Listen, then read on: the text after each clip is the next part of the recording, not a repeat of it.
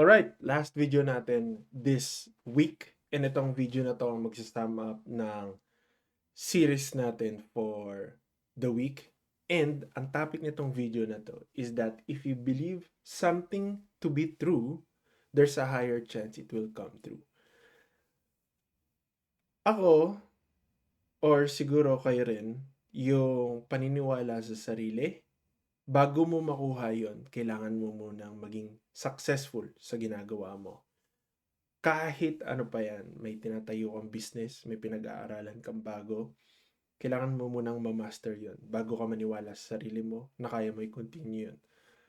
Pero ibahin natin yung mindset, yung mind shift natin about that concept na dapat ang mauna is maniwala ka muna sa sarili mo habang ginagawa mo yung trabaho na yun. Because kung maniniwala tayo na if if you believe something to be true, there's a much higher chance it will be.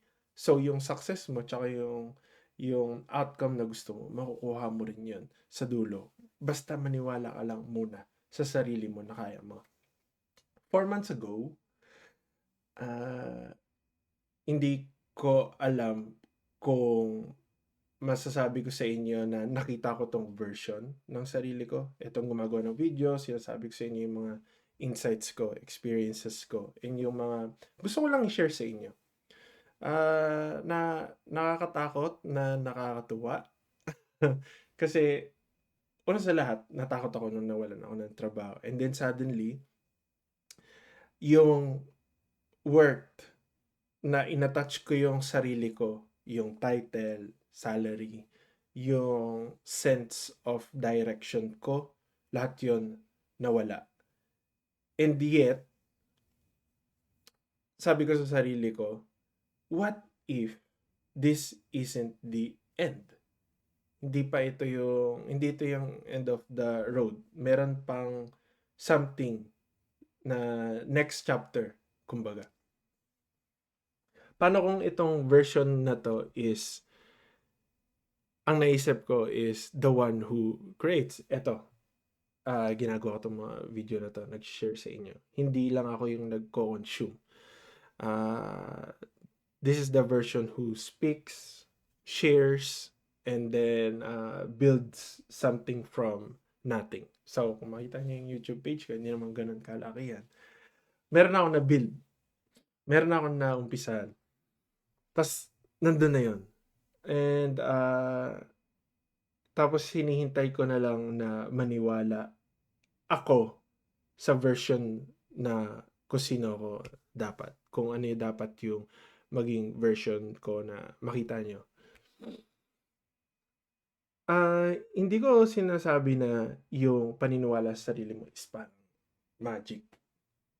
Hindi ko sinasabi na yung universe is alam mo yun, makikisama, magbe-bend itself just because you hope hard enough. Yung, okay, ito yung gusto ng universe, ito lang yung i-follow ko.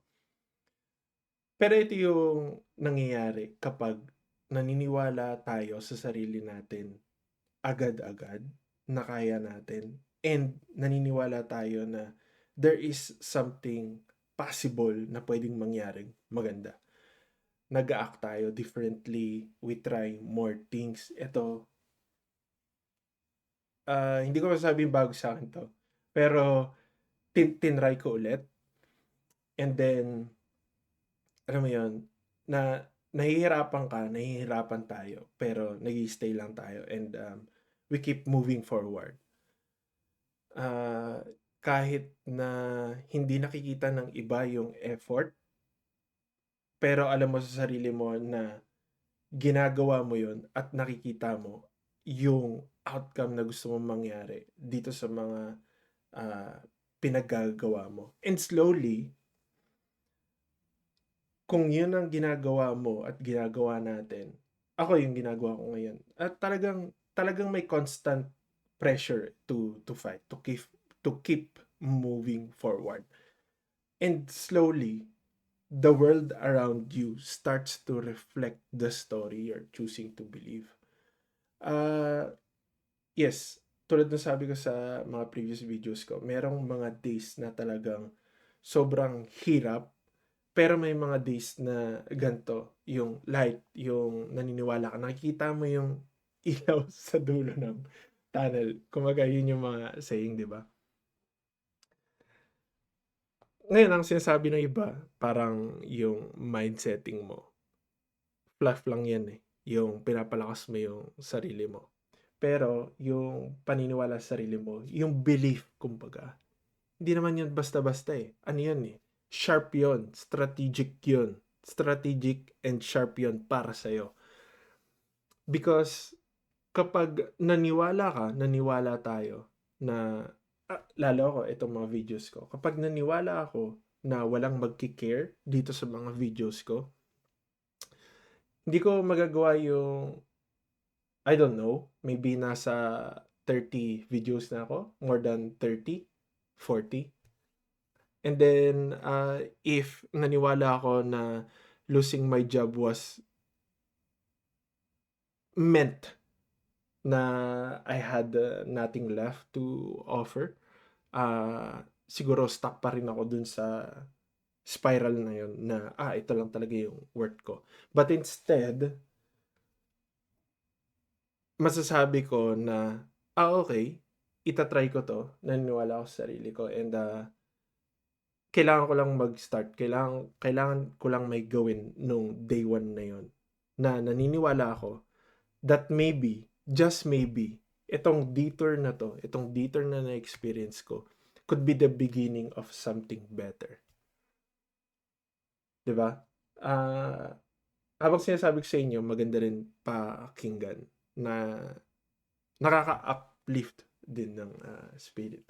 So, hindi natin kailangan ng evidence bago ka maniwala. Sometimes, yung evidence na hinahanap natin, tiwala lang din sa sarili natin eh.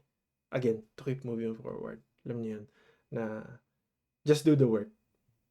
Kung ano man yan, kung may passion ka ngayon, whether it's art or kung ano man, tuloy-tuloy lang tayo. Kaya, tulad nga ng sabi ng mom ko, be careful what you tell yourself. Because if you believe something to be true, good or bad, there's a much higher chance na it will be. Pero, kung pinapanood nyo tong video na to, I guess, dapat, let's believe in ourselves, and yung dapat natin paniwalaan is something good, na yung hindi lang para sa sarili mo, kung hindi para sa ibang tao din, na meron kang magagawang mabuti para sa ibang tao. So, yun naman na ngayon. Again, nag-enjoy ako dito sa series ko this week. Then, I'll see you again next week. Share nito sa mom nyo, colleagues nyo, and friends nyo.